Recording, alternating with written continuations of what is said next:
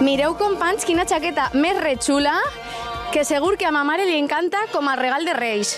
I només val 40 euros perquè és de segona mà. I vosaltres, alguna volta heu fet un regal de segona mà? No, para regalar la verdad es que no. Sí.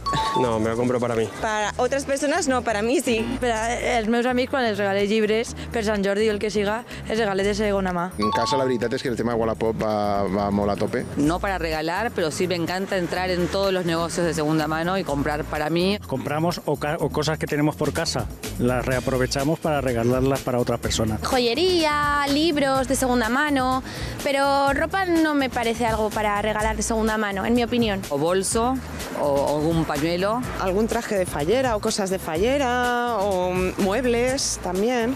Y algún móvil. Els llibres, sobretot, els compre quasi sempre de segona mà. Electrodoméstico, un congelador, me acuerdo. Que para el medio ambiente sí que es verdad que es mejor darle una segunda oportunidad, tercera, cuarta, que estar comprando constantemente. Y que es mucho más original, no lo puedes elegir así nomás, encontrar en cualquier lado. Pero tienes que revolver mucho, o sea, a veces es más desventaja que es la ventaja, pero sí, es interesante explorar. No fomentes el consumisme de comprar coses noves tota l'estona. I els preus també tampoc són els mateixos que quan vas a comprar-te-lo a una tenda, no és el mateix. De reciclar también, cosas que puede que no necesites tú, pero a alguien le viene bien.